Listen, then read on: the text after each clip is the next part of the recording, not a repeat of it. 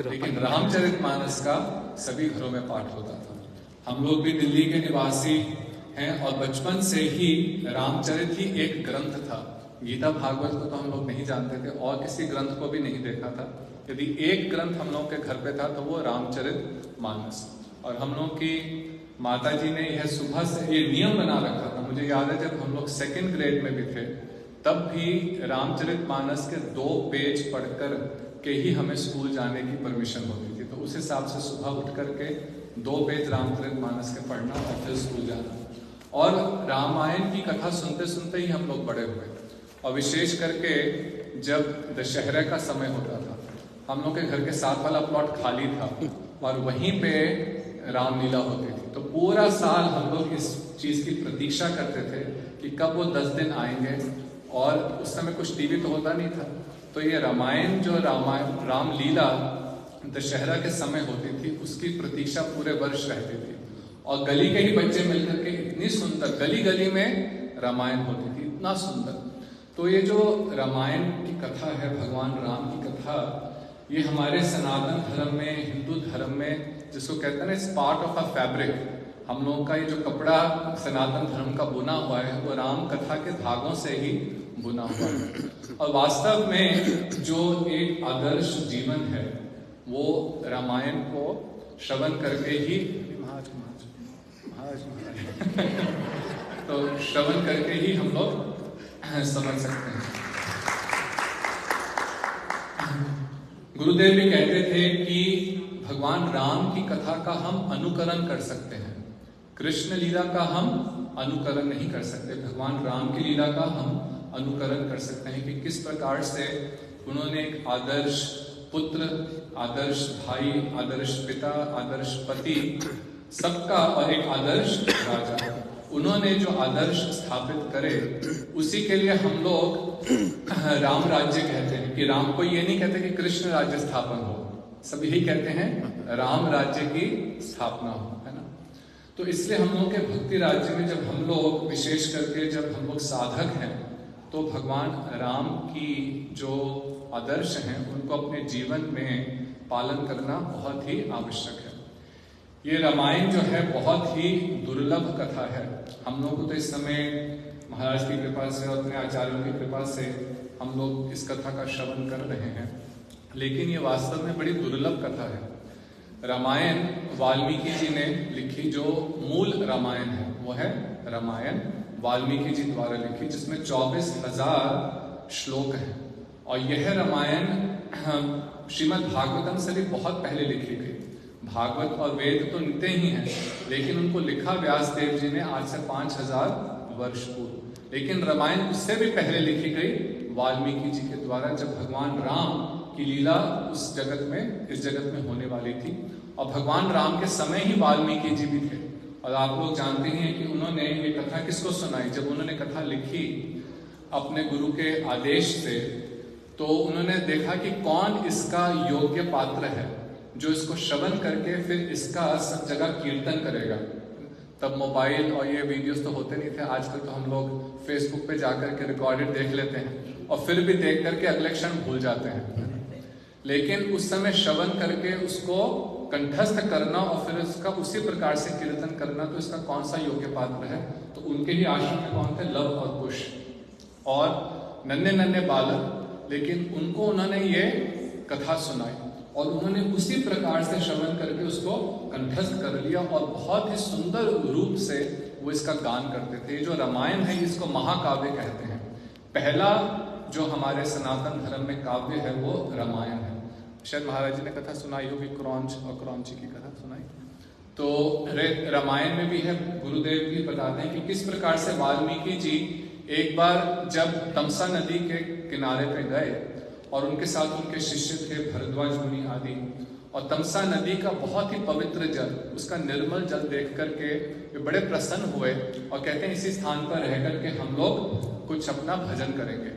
और उस जल को देख करके बोले कि जैसे यह जल निर्मल है उसी प्रकार से संतों का हृदय भी निर्मल होना चाहिए। उसमें किसी भी प्रकार का काम, क्रोध, लोभ, मोह, मद, मात्सर्य, ईर्ष्या, ये सब यदि हो तो फिर वह साधु नहीं है, ये सब मल है। जब ये निकल जाता है तब हृदय निर्मल होता है। तो वहां बैठे थे तो उन्होंने क्या देखा कि वहां पे दो पक्षी थे, क्रौंच और क्रौंची। तो वहां पे एक व्याध आया, बहेलिया, उसने तीर से, ये दोनों के आपस में बहुत ही प्रेम था, बहुत प्रेम, और दोनों एक दूसरे के बिना रह नहीं सकते थे। तो वो दोनों एक पेड़ की डाल पे बैठे हुए थे, तो उस समय एक बहेलिया आया, उसने तीर मारा और वो उसमें जो मादा पक्षी था, है ना, जो मेल पक्षी था, उसकी मृत्यु हो गई। और ये देख करके जो उसकी पत्नी थी क्रौंची, वो हाहाकार करने लगी, रोने लगी। तो जब वाल्मीकि जी ने देखा और उनको ये देख करके उनका हृदय जो था वो बहुत ही पिघल गया। देखो, वो वाल्मीकि जी स्वयं क्या थे, पहले नारद जी से दीक्षा लेने से पहले वो क्या थे, वो भी ब्राह्मण थे, लेकिन फिर क्या हो गए, वो भी एक संतों का, ब्राह्मणों की हत्या करने लगे, पशुओं की वध करते। ऐसा सुना जाता है कि उन्होंने इतने ब्राह्मण मारे कि जो ब्राह्मण हम लोग ये जनेऊ पहनते हैं ना, ये जनेऊं को उतार उतार करके एक पूरा कुआं भर गया। इतने ब्राह्मण, तीन कुएं भर गए, इतने ब्राह्मणों की उन्होंने हत्या करी।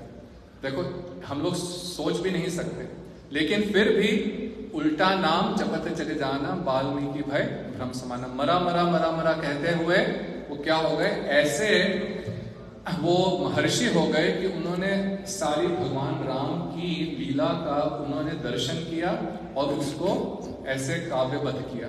तो जब उन्होंने ये देखा कि बहेलिये ने उस क्रौंच को मारा, तो उनके मुख से एक श्लोक निकला कि ये दोनों काम में आतुर थे और आपस में प्रेम कर रहे थे, तूने इसको क्यों बिना किसी कारण से मारा, तेरे को कभी भी अपने जीवन में शांति प्राप्त नहीं होगी। इस प्रकार से उसको डांट लगाई।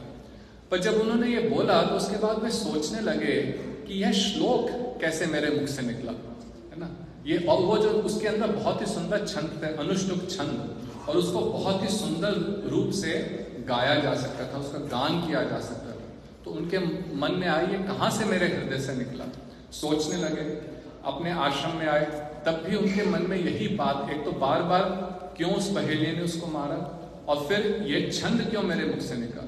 तो उस समय उनके गुरुदेव ब्रह्मा जी आए, और ब्रह्मा जी ने उनके पास बैठे, तो उनकी वो स्तुति कर रहे हैं, उनके सामने ब्रह्मा जी बैठे हैं, लेकिन उनके हृदय में यही बात आ रही है कि वो बहेलिये ने मारा उसको और मेरे मुख से ये छंद निकला। तो उनके हृदय की व्यथा को समझ करके ब्रह्मा जी ने हंसे और बोले कि ये एक इंगित तुम्हें हुआ है कि तुम्हें श्री राम की कथा को इसी प्रकार से, इसी प्रकार के छंदों में लिखना है रामायण के रूप में। और गुरुदेव अपनी कथा में बहुत सुंदर उन्होंने तो गा करके सुनाया कि जिस प्रकार से हम रामचरितमानस के जो चौपाइयां हैं, जैसे उनका गान करते हैं, उसी प्रकार से रामायण के श्लोकों का भी गान किया जा सकता है। तो बहुत ही सुंदर काव्य है। तो इसकी रचना वाल्मीकि जी ने करी, और बहुत ही दुर्लभ ग्रंथ है, बहुत दुर्लभ ये कथा है। स्कंद पुराण में रामायण का महात्म्यम प्राप्त होता है। तो उसमें वो लिखते हैं कि दुर्लभा एव लोके कथा श्रीमद् रामायण उद्भवा, कि ये जो रामायण की कथा है ये बहुत ही दुर्लभ है। कोटि जन्म समुत्थेन, कोटि कोटि जन्मों में पुण्येन एव तु लभ्यते, कोटि जन्मों में यदि कोई पुण्य करता है तो उसके फल से रामायण कथा का श्रवण प्राप्त होता है। तो आप लोगों ने भी पिछले जन्म में बहुत बहुत पुण्य करे हैं, जिससे आपको ये रामायण कथा श्रवण करने का सौभाग्य प्राप्त हो रहा है। ये कोई साधारण बात नहीं है कि हमें रामायण कथा श्रवण करने को प्राप्त होती है। और इसका बहुत महात्म्य है, बहुत सुंदर स्कंद पुराण में महात्म्य में आपको एक उसमें से कथा बताकर फिर महाराज जी आगे की कथा प्रारंभ करेंगे। तो हम जब भी कथा श्रवण करते हैं उसका महात्म्य क्या है, ये कोई साधारण कथाएं नहीं है। जन्म मरण के चक्र से मुक्त करा करके भगवान की सेवा, नित्य सेवा प्राप्त करवा सकती हैं। श्री रामायण हो, भागवत कथा हो। तो स्कंद पुराण में ही कथा आती है कि सतयुग में एक ब्राह्मण थे जिनका नाम था सोमदत्त। तो गंगा जी के किनारे उन्होंने अपने गुरुदेव गौतम ऋषि से ज्ञान प्राप्त करा शास्त्रों का, और बहुत भजनशील थे, ब्राह्मण थे। तो एक बार वे महादेव शिव जी की आराधना कर रहे थे और उस आराधना में इतने मग्न थे कि जब उनके गुरु गौतम ऋषि उस समय वहां आए तो उन्होंने उनको देखा नहीं कि देख करके भी, क्योंकि वो शिव जी की आराधना कर रहे थे, उसी में मग्न थे। तो गौतम ऋषि ने जब यह देखा तो उन्हें तो इसका कुछ भी गुस्सा नहीं आया, क्रोध नहीं आया, है ना। वैसे जो एक एटिकेट होता है कि जब गुरु हैं या कोई उन्नत वैष्णव आते हैं तो सबसे पहले उनको प्रणाम करना चाहिए। तो उन्होंने उन्हें प्रणाम नहीं करा। तो जो गौतम ऋषि थे वो तो इस बात से बड़े प्रसन्न थे कि मेरा जो शिष्य है वो महादेव की इतना तन्मय होकर के आराधना कर रहा है। लेकिन जो महादेव थे वो क्या है, वैष्णव नाम यथाशंभु, वो वैष्णवों में सर्वश्रेष्ठ वैष्णव है। और एक वैष्णव को आदर्श स्थापित करना चाहिए कि किस प्रकार से हमें वैष्णव सदाचार और किस प्रकार से जो उन्नत वैष्णव हैं उनकी हमारे को उनको पूर्ण रूपेण से हमें सत्कार करना चाहिए, उनका आदर करना चाहिए। तो जो शिव जी थे वो इस बात से क्रोधित हुए और उनको श्राप दिया। सौंदत्त, जिनको सौदास भी कहा जाता था, कि तुम ब्राह्मण योनि में नहीं, ब्राह्मणी राक्षस योनि में जाओ। देखो इतना करने से उनको राक्षस योनि में जाने के लिए श्राप दे दिया।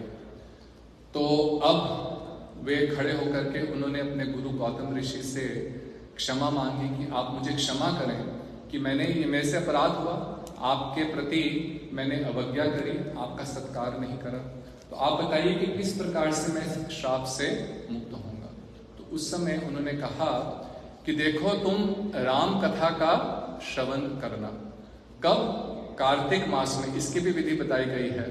कार्तिक मास में विशेष करके शुक्ल पक्ष में जब प्रतिपदा से लेकर के नवमी तक ये जो 9 दिन है उसमें यदि कोई रामायण कथा का श्रवण करे, 9 दिन, हम तो 6 दिन है, अगली बार महाराज को कहेंगे 9 दिन करेंगे, तो 9 दिन यदि कोई श्रवण करे तो उसका क्या फल होगा इसमें देखेंगे।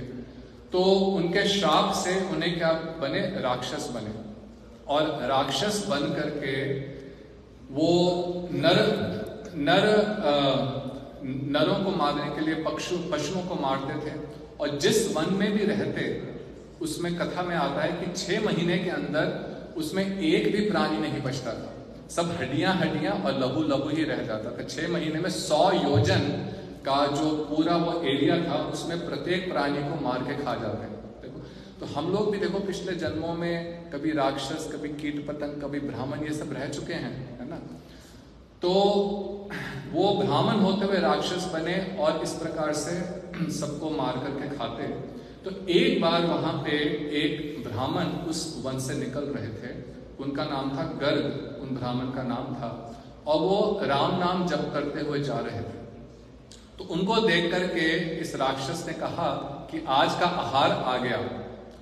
तो उनको मारने के लिए उनके और गए, लेकिन ये जो ब्राह्मण थे ये क्या कर रहे थे, ये राम नाम जप कर रहे थे।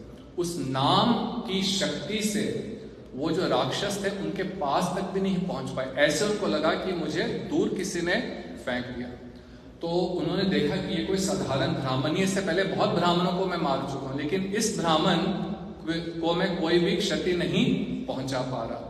तो वो जो राम नाम का जाप कर रहे थे, फिर हाथ जोड़ करके उनको प्रार्थना करी कि आप जो ये भगवान का नाम उच्चारण कर रहे हैं उसमें इतनी शक्ति है कि हम राक्षस लोग भी ऐसे भक्तों का कुछ भी नहीं कर सकते। आपने पूज्यपाल वामन, भक्तिवेदांत वामन महाराज जी की कथा में भी उनकी लीला में सुना होगा। हमारे गुरुदेव के वे ज्येष्ठ गुरु भाई थे। तो इसी प्रकार वो एक बार रात्रि के समय जा रहे थे, तो एक जगह पे देखा कि बहुत बड़ा कोई शादी हो रही है, और वहां पे वो लोग कुछ आए और उनको कहा कि आप चलिए लड़के लड़की की शादी करा दीजिए। तो उन्होंने कहा नहीं, वो उनको कुछ लगा, पर वो अपना हरिनाम करते हुए कि मैं सन्यासी हूं, मैं इन सब चीजों में नहीं पड़ता, वो अपना हरिनाम करते हुए आगे निकल गए। जहां पे उन्होंने जाना था, जब वहां पहुंचे तो उन्होंने कहा तुम किस रास्ते से आए? उन्होंने कहा इस रास्ते से आए। अरे वहां तो इतने भूत प्रेत होते हैं, वहां से तो कोई भी बच करके नहीं निकलता रात में, तुम कैसे आए? तब उनको पता चला कि वो जो सब हो रहा था वो भूत प्रेत थे। लेकिन क्योंकि ये हरि नाम कर रहे थे तो उनको कोई भी बाल बांका नहीं कर सके। तो खैर उस समय वो घर आए तो इन्होंने उनसे प्रार्थना करी कि आप मुझे श्राप से मुक्ति दिलवाने के लिए आप रामायण की कथा मुझे श्रवण कराएं। ऐसा कुछ था कि उस समय कार्तिक का ही महीना था और वही दिन थे। तो वो ब्राह्मण गर्ग जो थे उन्होंने रामायण कथा का पाठ करा और वो कथा सुन करके श्रवण करके जो ये राक्षस योनि में थे वे चतुर्भुज नारायण रूप हो गए और शंख चक्र गदा पद्म धारण किए हुए वैकुंठ से विमान आया और उस पर विराज करके वैकुंठ धाम में चले गए। तो आप लोग भी तैयार हो जाएं, है ना? विमान आने वाला है, विमान प्रसाद पाके जाएंगे, प्रसाद पाके जाएंगे। तो ये सत्य है, यदि कोई निष्ठा पूर्वक सुनेगा तो ये रामायण और भागवत सुनने का अमोघ फल है कि हमें इस संसार बंधन से मुक्त होकर के भगवान के नित्य धाम की प्राप्ति होगी। गौर प्रेमानंदे, जोर से बजाओ।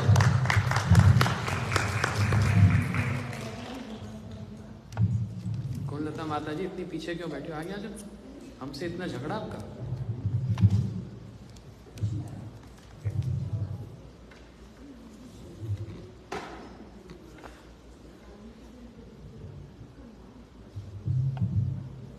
अच्छा 2 मिनट कीर्तन कर लें।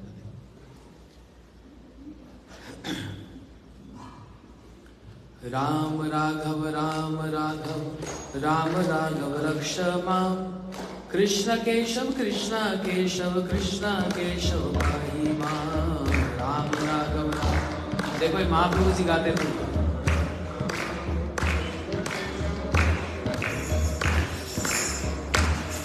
बोलो राम राघव राम राघव राम राघव रक्ष मां, कृष्ण केशव पाहि मां। राम राघव राम। जोर से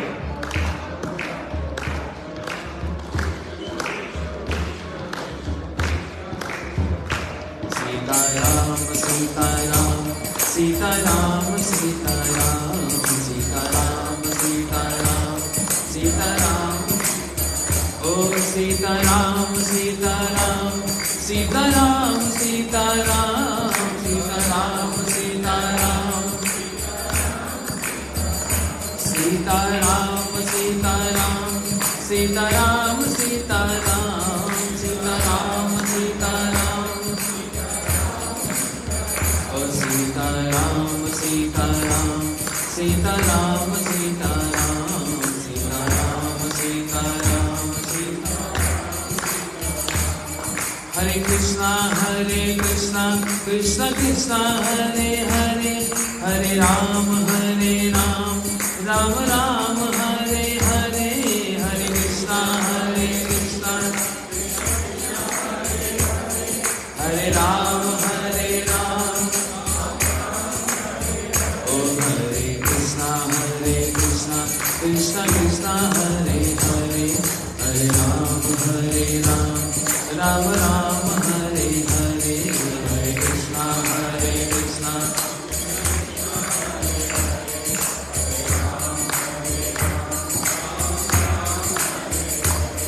हरे कृष्णा हरे कृष्णा कृष्ण कृष्ण हरे हरे, हरे राम राम राम हरे हरे। हरे कृष्णा हरे हरे, हरे राम ओ राधे श्याम राधे श्याम राधे श्याम राधे श्याम राधे श्याम। ओ सीताराम सीताराम सीताराम सीताराम ताई गौर हरि बोल हरि बोल हरि बोल हरि बोल। ताई गौर हरि बोल हरि बोल हरि बोल। ओ ताई गौर हरि बोल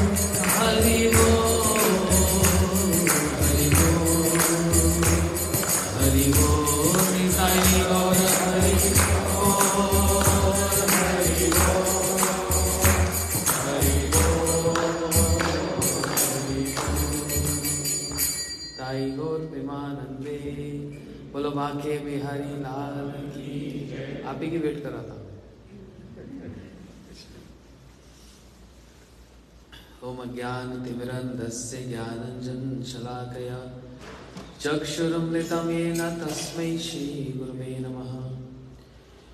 गुरुवे गौरचन्द्राय राधिकाय तदालये कृष्णाय कृष्णभक्ताय तद्भक्ताय नमो नमः। आनन्दलीलामय विग्रहाय हेमाम्य दिव्य छवि सुंदराय तस्मै महाप्रेमरसप्रदाय चैतन्य चंद्राय नमो नमस्ते। दिव्यरविंदनकदुर्मदा श्रीमद्रत्नागार श्रीगासनस्थौ श्री श्री राधा शिल गोविंदेवाय प्रेस्थालिपि सेव्यमान स्मरामि। श्री कृष्ण चैतन्य प्रभु नित्यानंद श्री अद्वैत गदाधर शिवासादि गौर भक्त वृंदा। सभी बोलिए हरे कृष्णा कृष्णा कृष्णा हरे हरे, हरे राम राम राम हरे हरे। सर्वप्रथम दीक्षा गुरुदेव एवं समस्त शिक्षा गुरुदेव गुरु परंपरा जी के चरणों में मैं असंख्य कोटि प्रणाम करते हुए उनका स्मरण करते हुए महर्षि वाल्मीकि जी, श्री तुलसीदास जी एवं भक्त प्रवर श्री हनुमान जी के चरणों में प्रणाम करके जिनके मुख से बड़ी सुंदर राम गाथा प्रकट हुई, जिसको हम लोग रामनवमी के दिन से संध्या के समय में रोज सुन रहे हैं, श्रवण कर रहे हैं। यहाँ पर आए सभी भक्तों को मेरा यथा योग्य प्रणाम। मेरे ज्येष्ठ गुरु भ्राता गुरु बहन हरे कृष्णा। बोलते ना, हम कथा सुनाते राम गुण धाम की, ये रामायण है पुण्य कथा श्री राम की। सुंदर भजन है।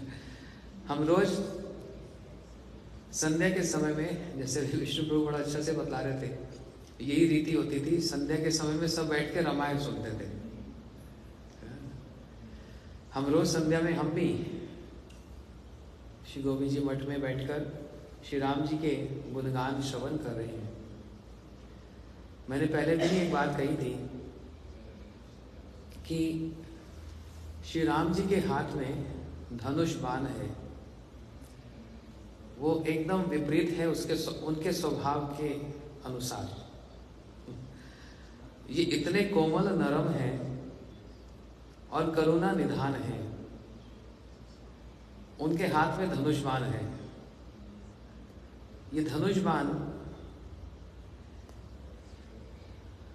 वध करने के लिए, मारने के लिए नहीं है, अपने अनुगत जनों के रक्षा के कारण है।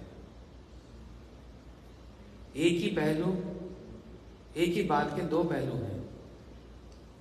जैसे कहते हैं हनुमान जी ने क्रोध में आकर लंका को जला दिया, ये एक पहलू है ना। ये हनुमान जी का क्रोध है, पूरा देश को जला दिया। दूसरा पहलू क्या है? ये हनुमान जी का प्रेम है राम जी के प्रति। एक पहलू कहता है ये हनुमान जी का क्रोध है रावण के प्रति, और एक है ये प्रेम है हनुमान जी का राम जी के प्रति। उसी प्रकार देखने में तो लग रहा है कि बड़े असुरों को वध किया, परंतु सुग्रीव, विभीषण और अपनी शक्ति सीता जी के ऐसे अपने आश्रित जनों को रक्षा करने हेतु हाथ में धनुष रखा हुआ है। इतने कोमल नर्म स्वभाव के, जिनके नेत्रों से करुणा बहरी हो, वो कैसे वध करेंगे? किया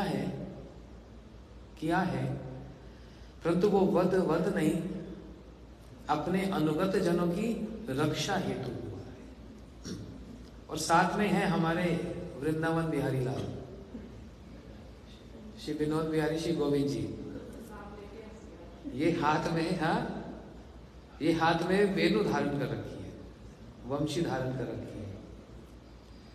अब देखो, मैं आज सुबह से 2-3 बार आरती में आया, बड़े ध्यान से देख रहा था इनके स्वभाव के अनुसार कैसा स्वभाव है। श्री राम जी हाथ में धनुष धारण कर रखे हैं, मारने के लिए नहीं, रक्षा करने के लिए। और जो साथ में है ना, कृष्ण हाथ में जो वंशी धारण कर रखी है। अच्छा, धनुष धारण का मतलब है हिंसा करना, और कोई वंशी अपने हाथ में इंस्ट्रूमेंट रखता है तो मतलब ऐसा लगता है कि वो व्यक्ति बड़ा सोबर है, बड़ा प्रेमी है, हाथ में वंशी धारण कर रखी है। लेकिन उस वंशी से रक्षा नहीं, उससे बल्कि मारा जा रहा है धनुष से मारा नहीं जा रहा, रक्षा की जा रही है, और वंशी से मारा जा रहा है। ये मैं नहीं कह रहा, ब्रज की गोपियां कहती है विरुद्ध धर्माश्रय है ये। वेणु वंशी से भक्तों के, अपने अनुगत जनों की प्रेम का पोषण तो कम हो रहा है, परंतु उनको अपने अदर्शन से, ध्यान, एक एक शब्द को ध्यान से समझना, अपने अदर्शन से, जो दर्शन सब समय उपलब्ध नहीं होता, और वंशी की, वेणु की और मुरली की ध्वनि बजाते रहते हैं, उससे वास्तव में उनको विरह में मार रहे हैं।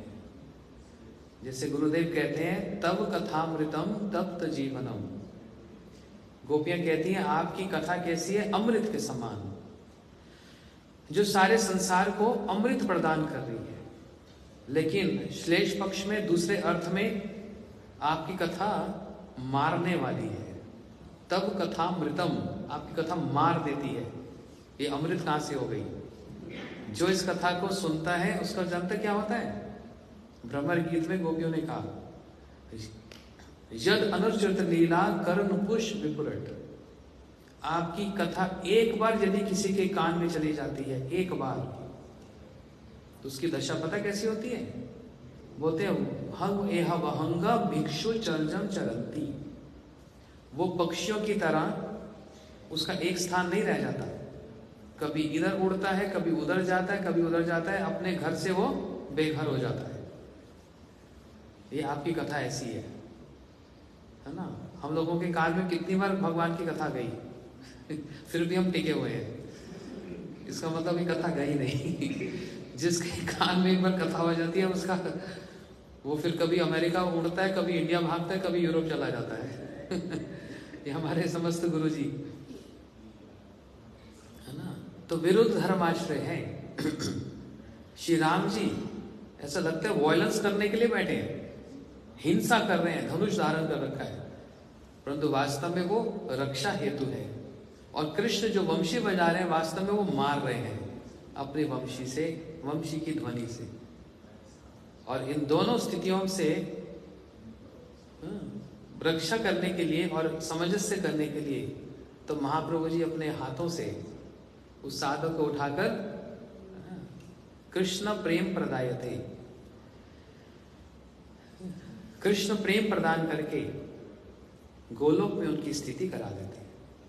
ये बड़ा सुंदर 3 प्रकोष्ठ है यहाँ पर। इसका बहुत विस्तार है, जो मैंने बात कही है उसको अगर विस्तार करूंगा 1 घंटा तो यही लग जाएगा। लेकिन आइए हम रामलीला में आए। कल सुना था विश्वामित्र जी के साथ श्री राम, श्री लक्ष्मण, अहिल्या उद्धार, ताड़ का वध, अहिल्या उद्धार, ये सब करते हुए बिना पादुका धारण किए नंगे पांव ही वन में विचरण कर रहे हैं। कल हमने ये भी सुना कि ऐसी के अनूठी क्या एक बात है यदि विचार करें, राम जी की समस्त लीला वन में ही हुई है समस्त लीला वन में ही हुई है। अयोध्या में कम हुई है, वन में ज्यादा हुई है।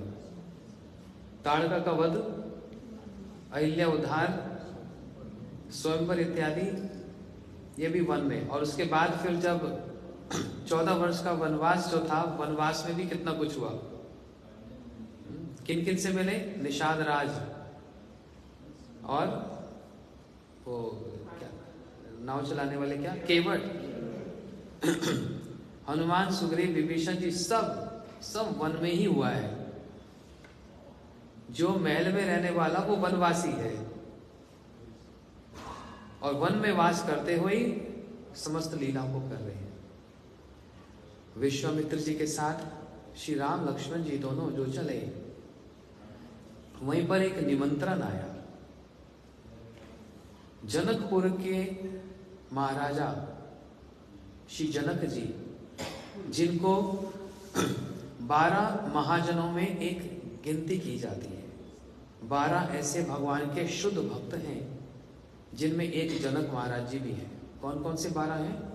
होते हैं स्वयंभू, नारद, शंभु, कुमार, 4 कुमार, कपिलो, मनु, प्रहलाद, जनक, भीष्म, बलि, वयस्की और यमराज जी कह रहे हैं मैं, वयम।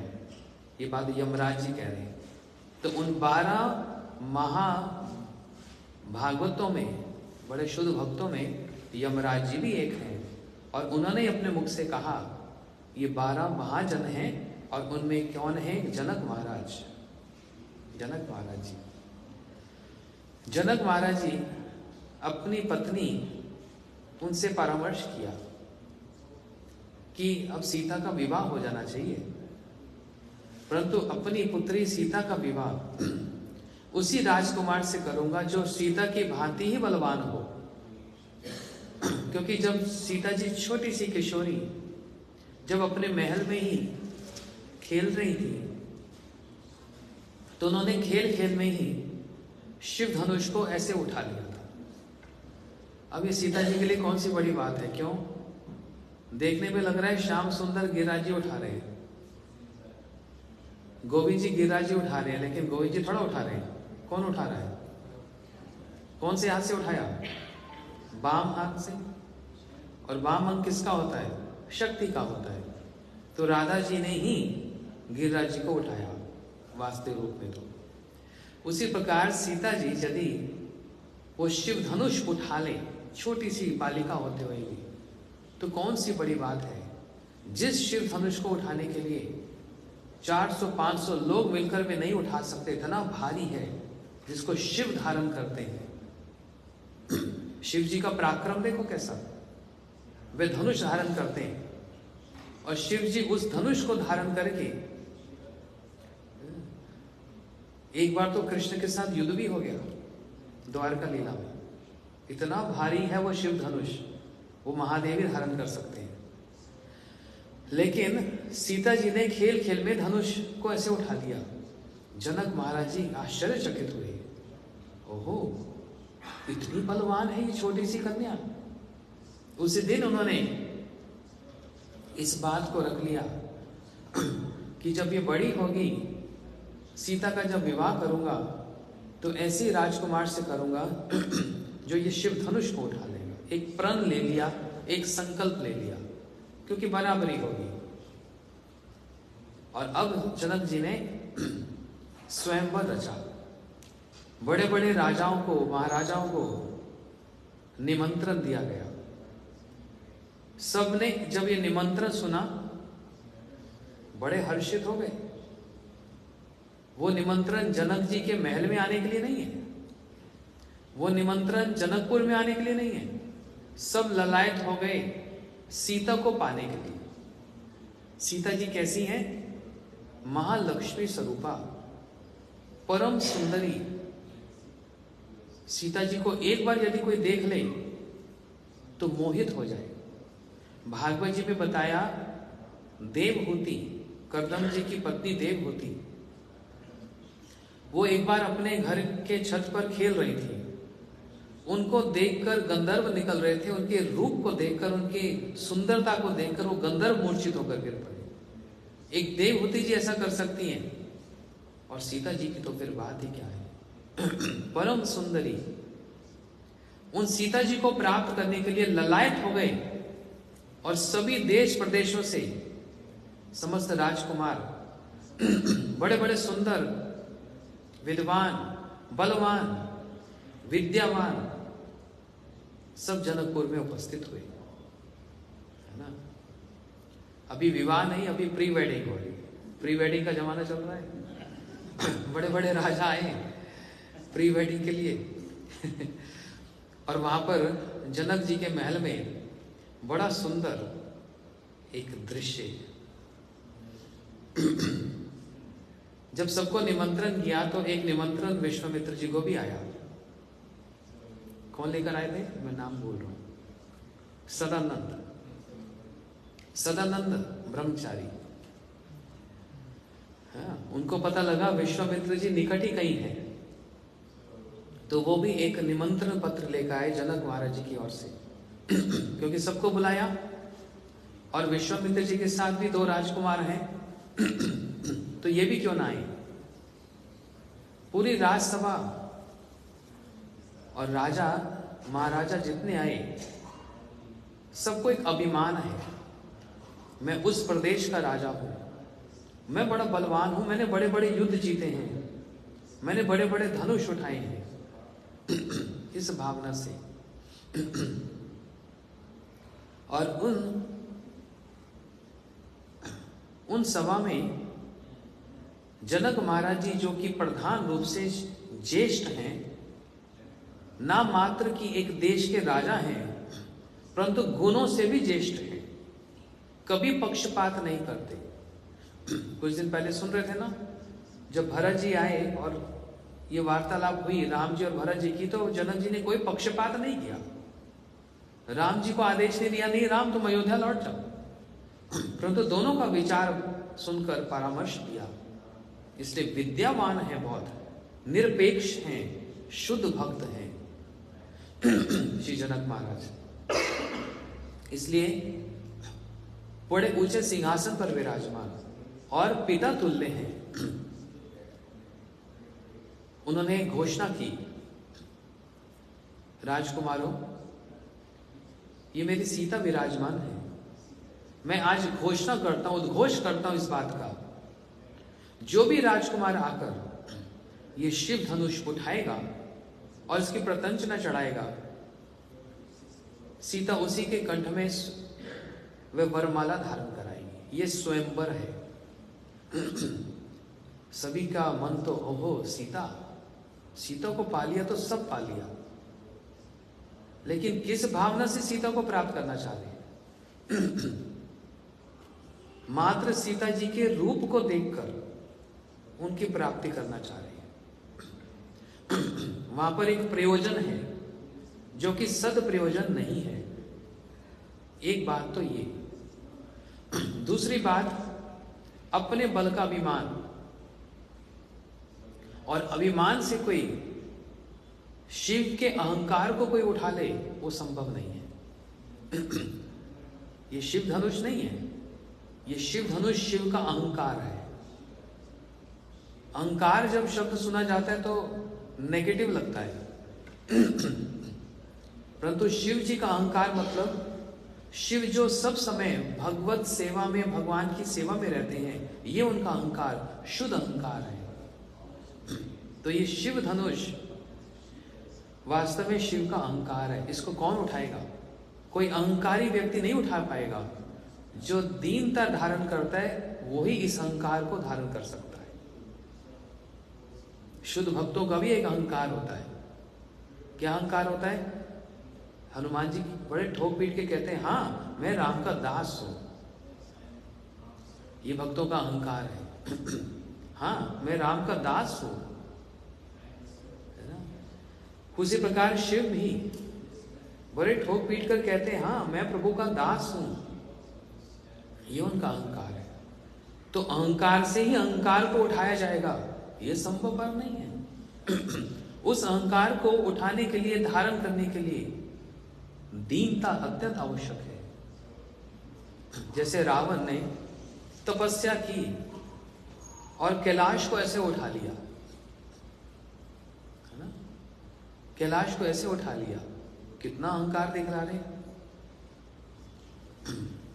परंतु शिव जी ने अपने अंगूठे से कैलाश को जो ऐसे दबा दिया,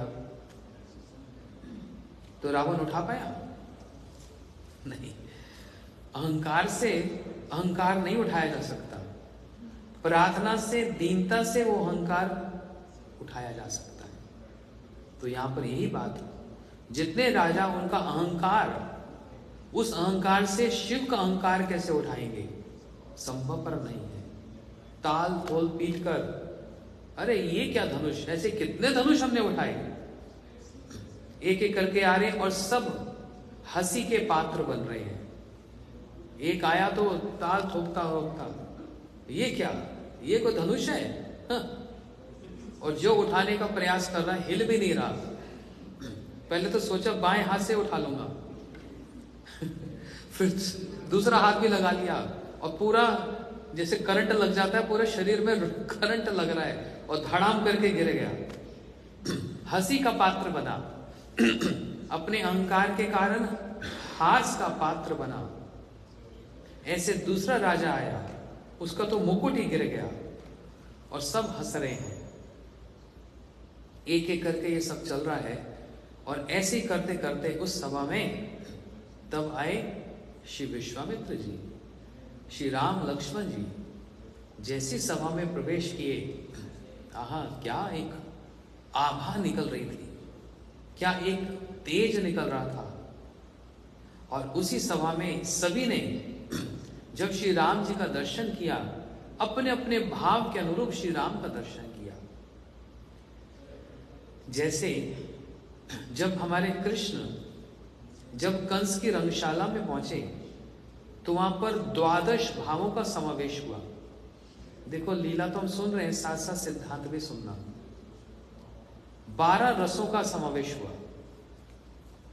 2 बार ऐसा हुआ। जो लोग प्राचीन पुराने भक्त हैं वो समझ जाएंगे। कृष्ण विषय विग्रह भी है, कृष्ण आशय विग्रह भी है। 2 बार ऐसा हुआ, 12 रसों का समावेश हुआ। एक बार तो कंस की रंगशाला में और दूसरी बार गोवर्धन धारण लीला में। जब कंस की रंगशाला में कृष्ण पहुंचे तो जितने बड़े बड़े पहलवान, मल्ला नाम अशरी निर्नाम, वो पहलवान कृष्ण को देखकर ऐसे लग रहे हैं ये कोई बहुत भारी, कोई वज्र के, एक पर्वत के समान मेरे सामने कोई आ गया है। उन्हीं कृष्ण को कंस साक्षात मृत्यु देख रहा है। उन्हीं कृष्ण को मथुरा की सुंदर सुंदर जो नारियां वो कामदेव के रूप में देख रही है। तो हर कोई अपनी अपनी भावना के अनुसार एक ही कृष्ण को देख रहे हैं, है ना। और यही दूसरी बात हुई गोवर्धन धारण लीला में, जहां पर कृष्ण समस्त ब्रजवासियों को देख रहे हैं। तो एक जगह तो विषय विग्रह है, एक जगह आशय विग्रह, 12 रसों के, 12 रसों के। फिर कभी इसको डिटेल में सुनेंगे। और इसी प्रकार जब श्री राम जी भी उस सभा में प्रवेश किए तो जितने ऋषि मुनि थे उन्होंने देखा ये तो चतुर्भुज नारायण हमारी सभा में आ गए। समस्त ऋषि मुनि देखते रह गए, ऐसा तेज निकल रहा है। लेकिन वो तेज राजा नहीं देख रहे, ऋषियों को दिखा वो तेज, है ना। कृष्ण शांति प्रस्ताव लेकर गए। दुर्योधन ने बांधना चाहा कृष्ण को, और जब अपने तेज को जब प्रकट किया, कौन देख पाया?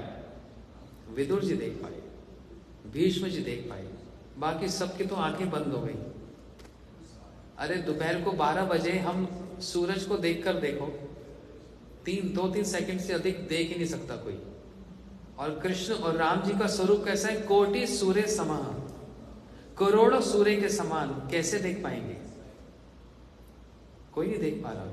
और उन्हीं श्री राम जी के स्वरूप में धनुष बाण धारण कर रखा है, नंगे पांव हैं, सुंदर चौड़ा वक्षस्थल, अजानुलंबित भुजा, चौड़ा माथा, छोटी सी गर्दन, कमल समान के इनके कमल सारी के नेत्र हैं, सुंदर नासिका है, कानों की शोभा, एक एक अंग की ऐसी शोभा।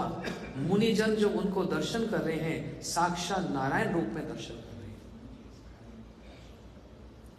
वहां पर भी 12 रसों का समावेश हुआ, है ना। वो तो अभी मानस जी में या रामायण में पढ़ेंगे तो पता लगेगा। लेकिन सबने अपने अपने भाव के अनुसार श्री राम जी का वहां पर दर्शन किया। राजाओं ने देखा ये कोई एक बड़ा पराक्रमी कोई एक राजकुमार आया है, छोटा सा है, शिशु है, अभी बालक है, और हम बड़े बड़े पराक्रमी हैं, बड़े बड़ी मूछों वाले हैं।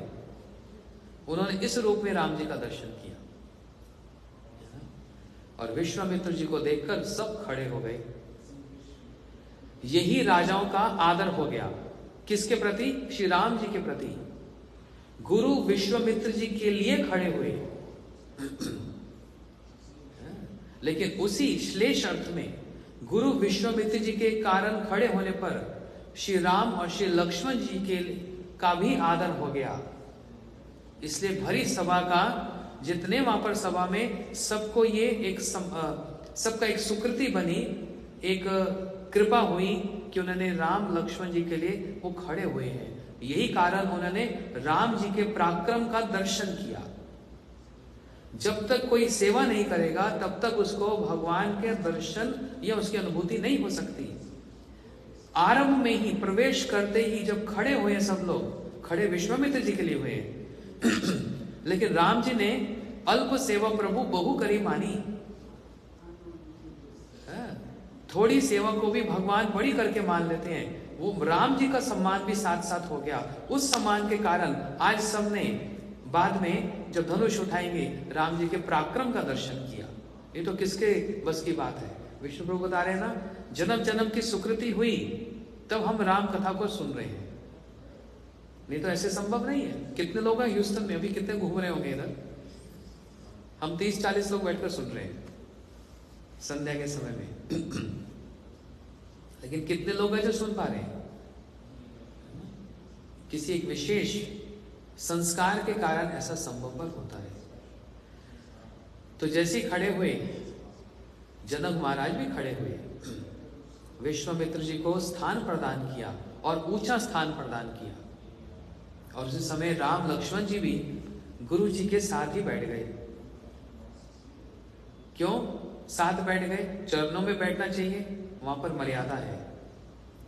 इस समय श्री राम श्री लक्ष्मण गुरु दास, गुरु शिष्य के रूप में हैं और गुरु जी की सेवा में नियुक्त हैं, विश्वामित्र जी की सेवा में। इसलिए अपने निकट ही, अपने साथ ही बिठाया उनको।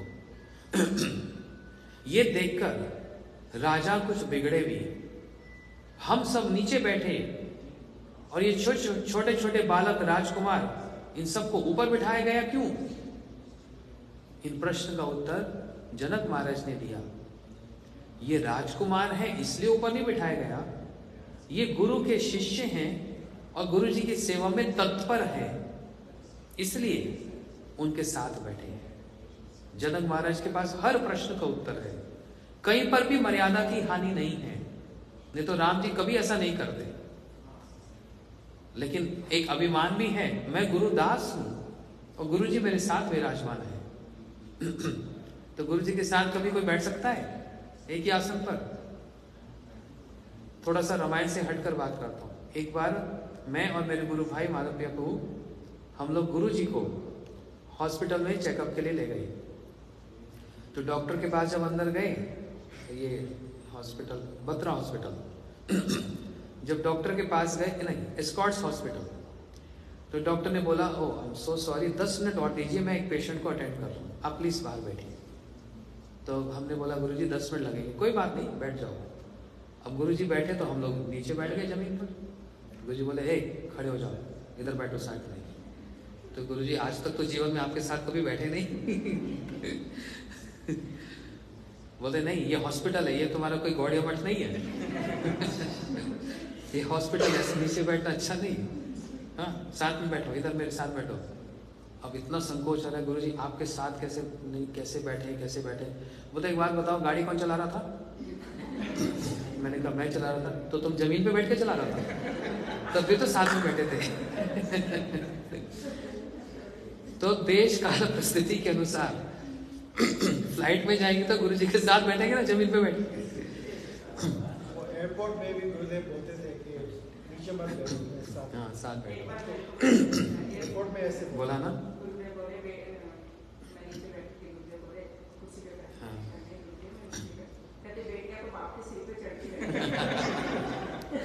बेटियां बाप के सिर पे चढ़ के बैठती है, तुम नीचे क्या बैठ रही हो। तो इस प्रकार से समय काल परिस्थिति ना। जनक महाराज जी ने उत्तर दिया और कहा ठीक है राजा, समस्त सामने आइए और शिव धनुष को उठाइए। राम जी बड़े धैर्य धारण करके इस दृश्य को देख रहे हैं और वही हो रहा है बार बार। सब अपने अपने अहंकार को व्यवहार में ला रहे हैं और गिर पड़ रहे हैं, उठा नहीं पा रहे। और ये देखकर लक्ष्मण तो हंसे जा रहे हैं। लक्ष्मण जी थोड़े से चंचल है ना। राम जी तो मंद मंद मुस्कुरा रहे हैं और लक्ष्मण हंसे जा रहे हैं। और जब ये दृश्य हो गया, सब हार गए। सामने बैठी सीता जी नेत्रों से ही राम जी को कुछ कह रही है। बोलो सियावर रामचंद्र की जय, श्री श्री राधा गोविंद की जय। हाँ, सामने एक प्रकोष्ठ में सीता जी अपनी मैया, अपनी माता सुनैना के साथ विराजमान और साथ में सखियां भी बैठी। एक छोटा सा एक बीच में एक पर्दा है, बिल्कुल सूक्ष्म एक पर्दा। सीता जी नेत्रों में ही राम जी को देखकर कुछ कह रही है। देखो हर बात बोलने से नहीं चलती, कभी आंखें भी बहुत कुछ कह जाती है, कहती है ना।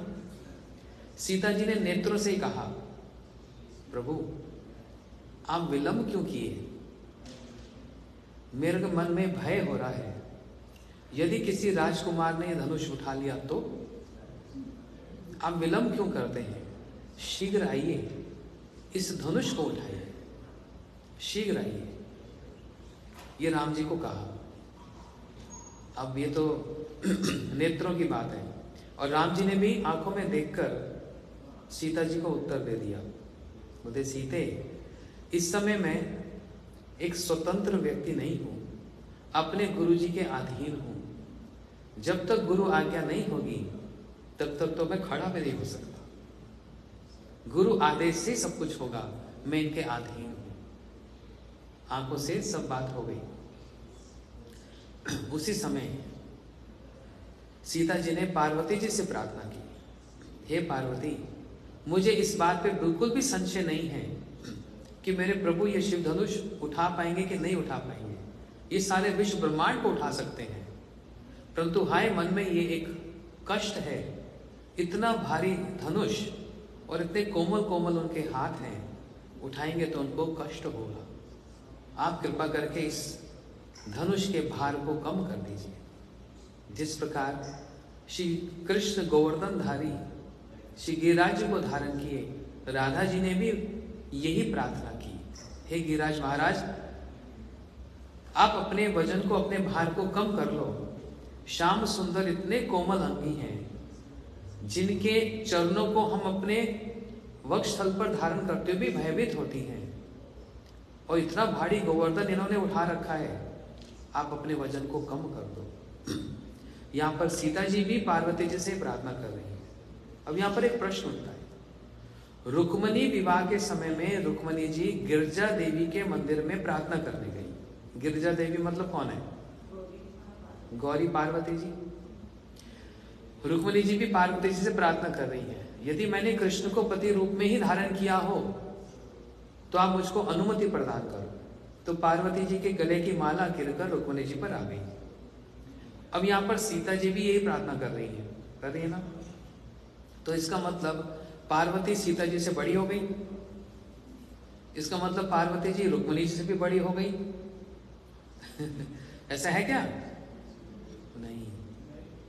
यहां पर क्या हो रहा है, सीता जी तो, पार्वती जी सीता जी के चरणों को धो धोकर प्रणाम करती हैं और उनको वंदना करती हैं। पार्वती जी तो एक देवी हैं और सीता जी तो, ये तो भगवान की अपनी निज शक्ति हैं, ये तो लक्ष्मी स्वरूपा है।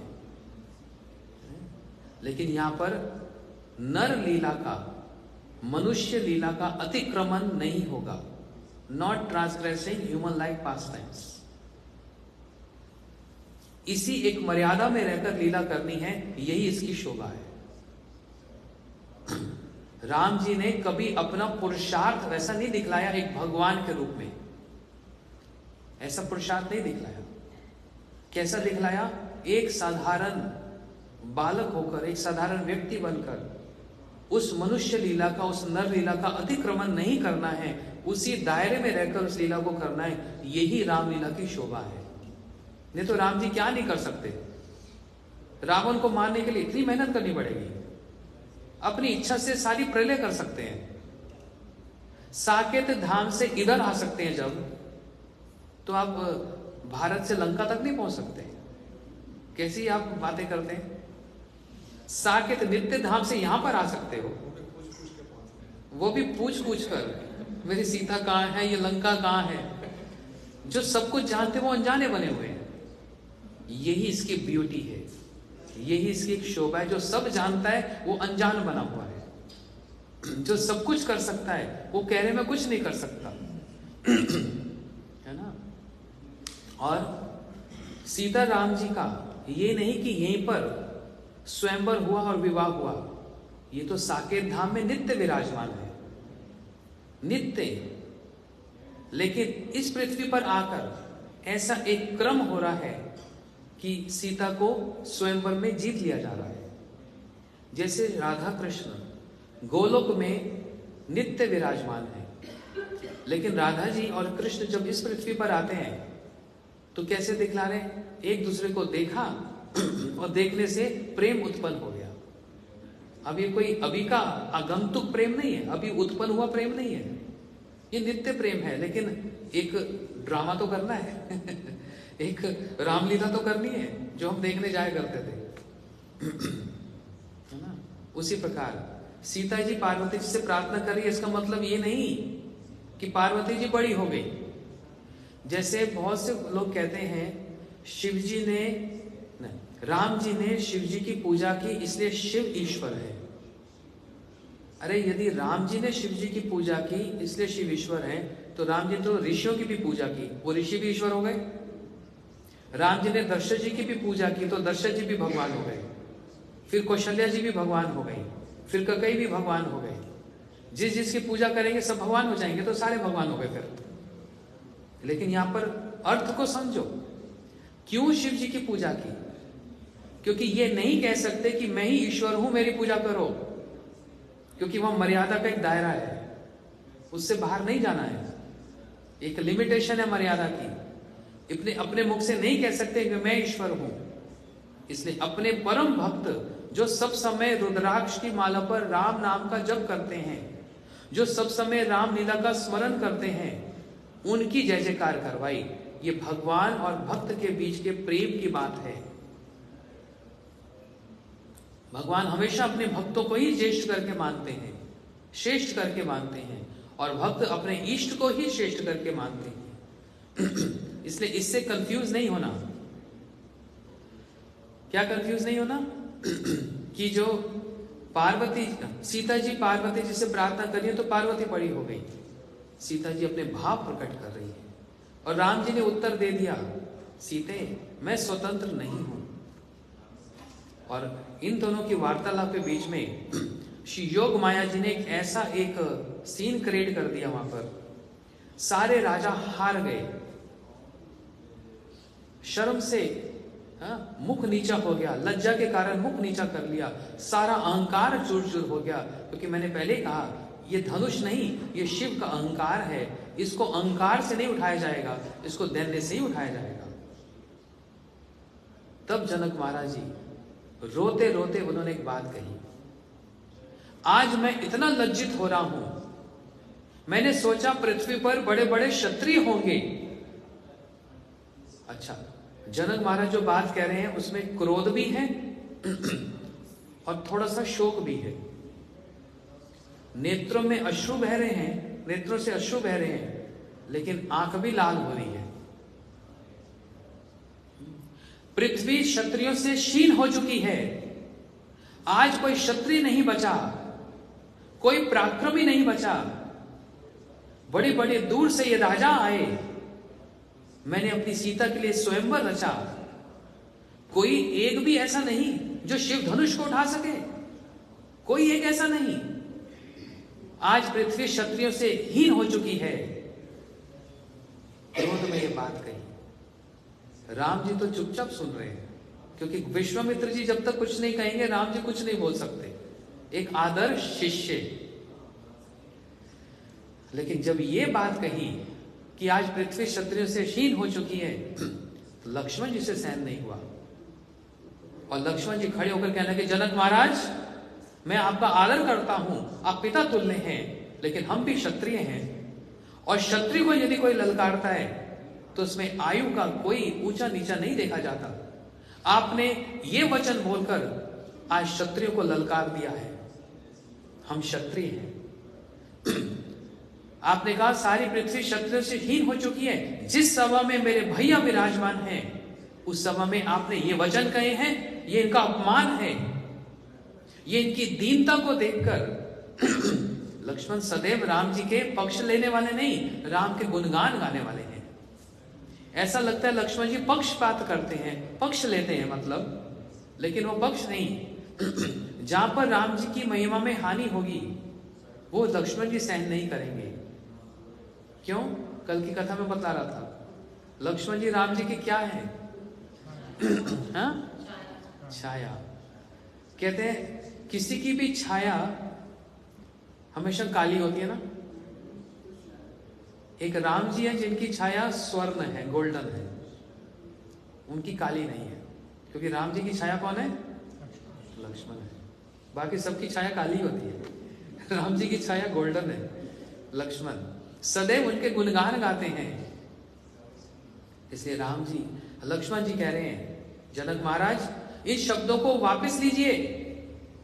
मेरे भैया का पराक्रम आप क्या जानते हैं? ये एक धनुष क्या, ये सारे ब्रह्मांड को उठा सकते हैं। इससे ये अपमान सूचक वचन है। लक्ष्मण जो भड़क रहे हैं, इनके भड़क को देखकर श्री राम जी ने लक्ष्मण जी को शांत किया। लक्ष्मण गुरुजन है, शांत रहो। यही सहयोग पाकर विश्वामित्र जी तब कहा, राम अब तुम उठो और ये शिव धनुष को उठाओ। बस इतने वचन सुनकर किसी और को प्रसन्नता हो ना हो, सीता जी तो बड़े आनंदित हो गई, क्योंकि यही एक वचन सुनने के लिए सीता जी बहुत देर से प्रतीक्षा कर रही थी। राम जी ने यही कह दिया था कि जब तक गुरु जी नहीं कहेंगे तब तक नहीं उठाऊंगा। सीता जी के मुख पर मंद मंद मुस्कान आ गई। और श्री राम उठे। कैसी मर्यादा! राजा समस्त देखकर कि ये छोटा सा बच्चा क्या उठाएगा, नव युवक है अभी, नव युवक। बोलते जब राम जी का विवाह हुआ था, राम जी की आयु लगभग 10.5-11 वर्ष की, और सीता जी किशोरी 9 वर्ष की बस। लेकिन फिर इतने बड़े बड़े कैसे दिख रहे हैं? जैसे कृष्ण भी 7 वर्ष के बालक गोवर्धन उठा लिए, रास कर लिया। तो मथुरा में गुरुजी बोलते थे इस बात को, कल भी इस बात को मैंने उल्लेख किया था कि जो बड़े बड़े घर के लड़के होते हैं ना, उनका रहन सहन खान पान ऐसा होता है कि छोटी आयु में ही सियाने लगने लग जाते हैं। यहां पर माधुर्य परक व्याख्या है, ऐश्वर्य परक व्याख्या नहीं होगी। बड़े घर के हैं तो बड़े अच्छे सुंदर और बड़े बड़े लगने लग जाते हैं, फिर भी बालक हैं, साधारण बालक है ना। ये क्या शिव धनुष उठाएगा? राम जी की मर्यादा देखो, सबसे पहले उठकर अपने गुरु विश्वामित्र जी को प्रणाम किया। जितने ऋषि बैठे थे सबको प्रणाम किया। कौन कर रहे हैं? जो भगवान है। किसी राजा ने यह मर्यादा नहीं दिखलाई थी। फिर जनक महाराज को प्रणाम किया और फिर नीचे उतरकर समस्त राजाओं को प्रणाम किया। इसी दैन्य से, दीनता से राम जी ने सबके मन को, सबके चित्त को वैसे जीत लिया। सीता जी को क्या जीता? सबसे पहले सबके हृदय को जीत लिया, उस दैन्य से, उस दीनता से। और फिर शिव जी को प्रणाम कर रहे हैं। महादेव बाबा तो बैठे बैठे कांप रहे हैं, प्रभु ये क्या लीला है? ये आप क्या कर रहे हैं, है ना। जैसे कोई बड़े व्यक्ति, मैं जैसे इनका बच्चा हूँ, सबके छोटा छोटा इनके भाई हूँ, बच्चा हूँ, ये आते हैं ऐसे दंडवत करते हैं, मैं कहाँ पे जाता हूँ, ये क्या कर रहे हो भाई, ये थोड़ा सा ऐसे प्रणाम करते हैं, मैं पूरा झुक जाता हूँ, लज्जा लगती है। उसी प्रकार श्री राम शिव धनुष को प्रणाम कर रहे हैं, शिव को प्रणाम कर रहे हैं, धनुष की परिक्रमा ले रहे हैं। ये तो किसी ने भी ऐसा आदर्श नहीं दिखलाया, एकमात्र श्री राम जी ने दिखलाया।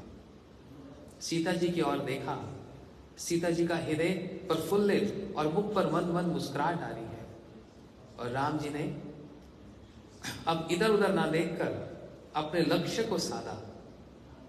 क्या लक्ष्य साधा? जो शिव धनुष को उठाया और जो ऐसे उठा दिया, जैसे उदाहरण दिया गया, तुलना दी गई, जैसे एक हाथी सरोवर से एक कमल के पुष्प को उठाता है तो उसको क्या कोई कष्ट होता है या उसको कुछ परिश्रम करना पड़ता है? अपनी सूंड से एक कमल के पुष्प को यूं उखाड़ लेता है। ऐसे ही श्री राम जी ने उस शिव धनुष को, जिसको सारे राजा नहीं उठा पाए, हिला नहीं पाए, उस शिव धनुष को ऐसे ही उठा लिया और जो प्रतंच न चढ़ाई थाम करके तोड़ डाला। धनुष नहीं टूटा, राजाओं का अहंकार टूटा। ये धनुष नहीं, राजाओं के अहंकार को तोड़ दिया और सीता जी के भाव और सीता जी के प्रेम को उठा लिया, अर्थात उनके प्रेम के साथ आदान प्रदान कर लिया।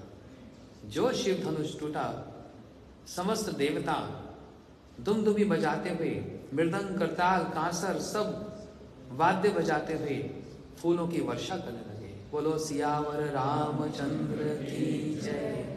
जनक महाराज रोते रोते और हंसते हंसते आज बड़े प्रफुल्लित हुए, लक्ष्मण जी बड़े आनंदित हुए, विश्वामित्र जी दूर से आशीर्वाद देने लगे, समस्त ऋषि आशीर्वाद दे रहे हैं, और जितने राजा वो सब बैठकर आश्चर्यचकित हो रहे हैं, जो हम नहीं कर पाए ये छोटे से बालक ने कैसे कर दिया, ये कौन है।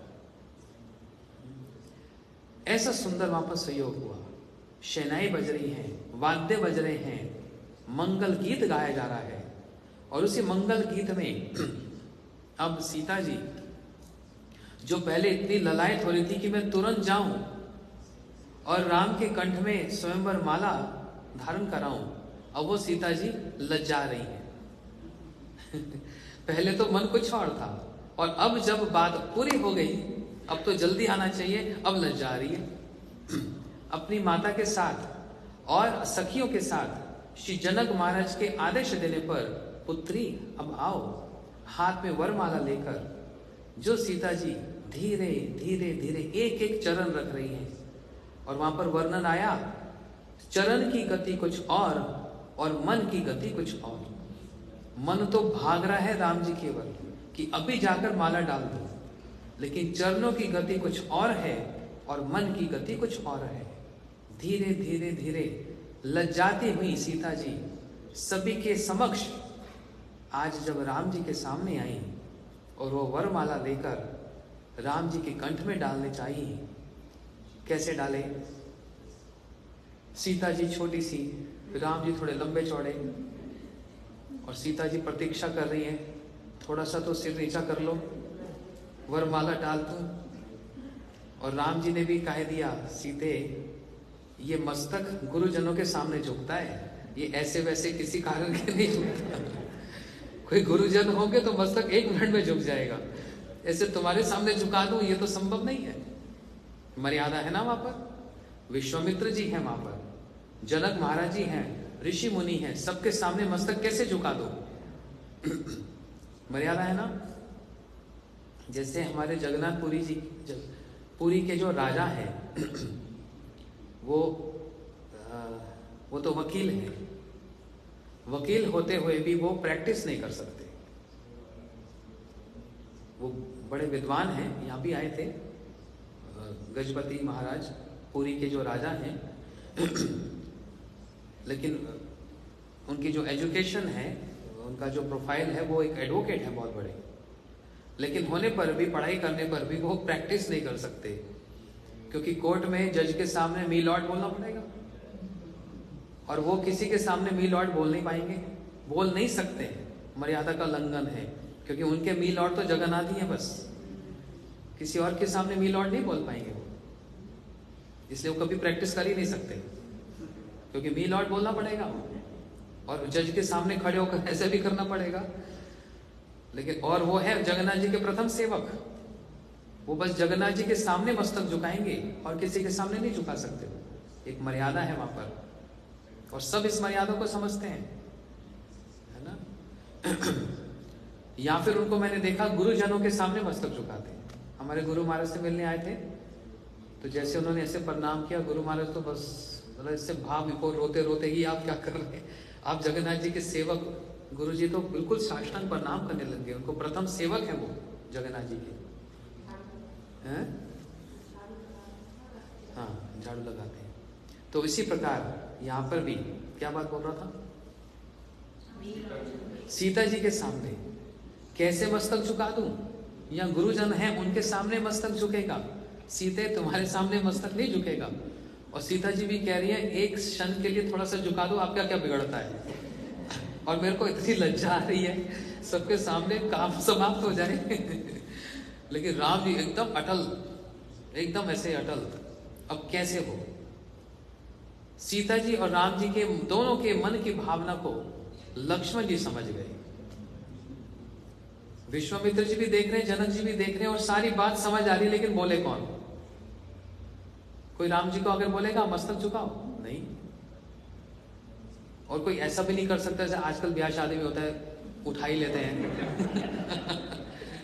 थोड़ा वहां पर मर्यादा है ना, ये मर्यादा की बात है। आजकल तो वो दूसरी तरह का ट्रेंड है ना, हंसी मजाक का होता है, लेकिन वहां मर्यादा है ना। अब सीता जी छोटी सी बेचारी कैसे करे, लक्ष्मण जी ने आकर सारी लीलाओं को सामंजस्य करते हैं। ये अखंड गुरु तत्व है ना, भगवान की समस्त लीलाओं को सामंजस्य कर देते हैं, जैसे बलराम जी करते हैं कृष्ण लीला में। तो लक्ष्मण जी आए और बोले, भैया राम, आपने तो शिव धनुष को उठाकर तोड़ डाला, जय हो जय हो। और जो दंडवत किया राम जी के चरणों में, राम जी झुके। अरे लक्ष्मण ये क्या करता है, जो झुके लक्ष्मण जी को उठाने के लिए, क्योंकि राम जी की प्रशंसा हो रही है, प्रशंसा कर रहे हैं ना। राम जी झुके लक्ष्मण जी को उठाने के लिए, जैसे झुके सीता जी ने वरमाला डाल दी। बोलो सियावर रामचंद्र की। लक्ष्मण जी ने सामंजस्य कर दिया, वरमाला डाल दी। और ये देखकर राम जी भी मुस्कुराए और सीता जी भी मुस्कुराई।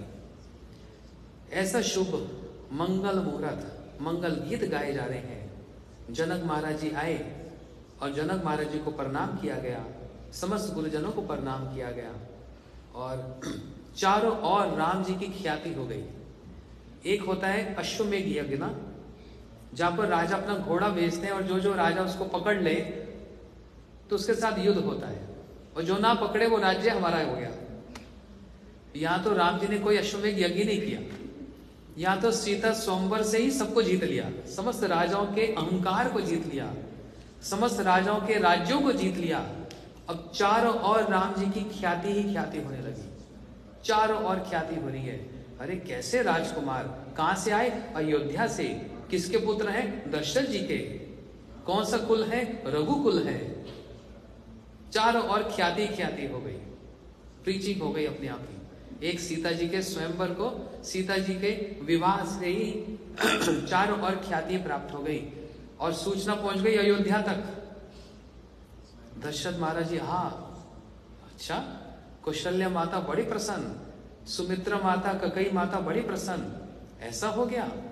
भरत शत्रुघ्न तो बड़े प्रसन्न हुए, और न्योता आ गया, दशरथ महाराज आपको आना पड़ेगा। दशरथ महाराज तैयारी कर रहे हैं।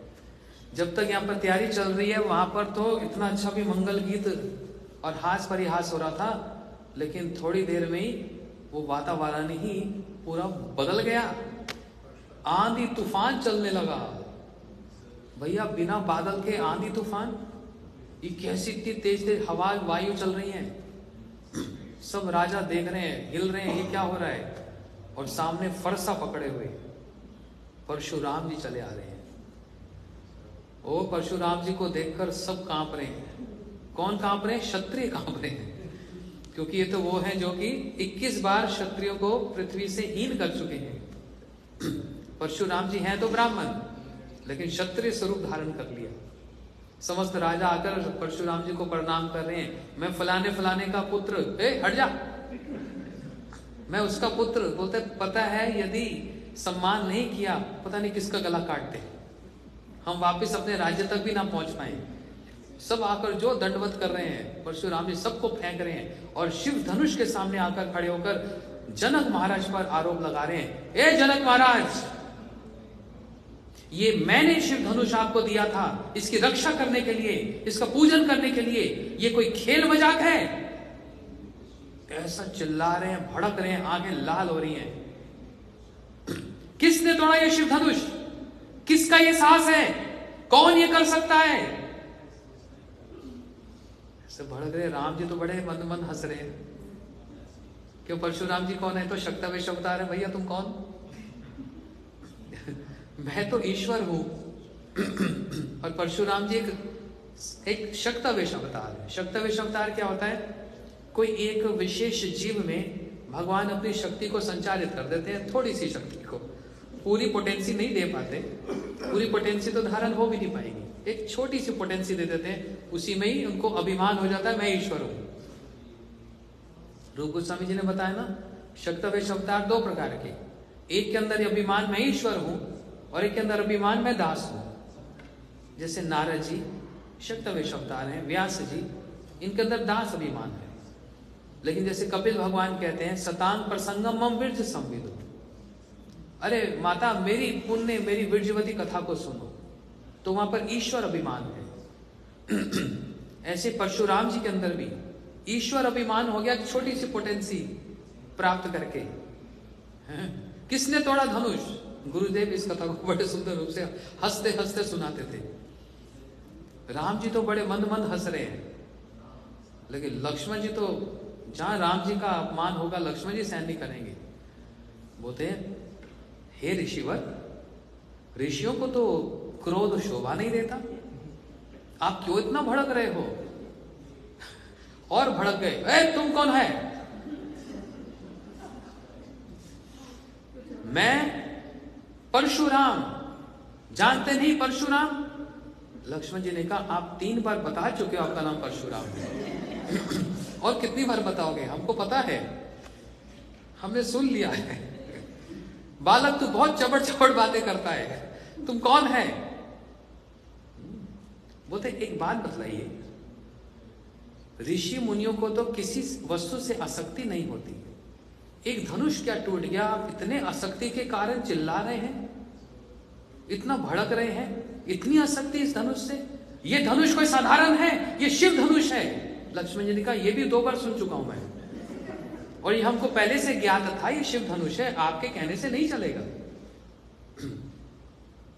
इसलिए आप इतना बिगड़ते क्यों हो? ये एक धनुष क्या टूट गया? हमने तो अपने जीवन में ऐसे कितने धनुष तोड़ दिए, ये कौन सी बड़ी बात है?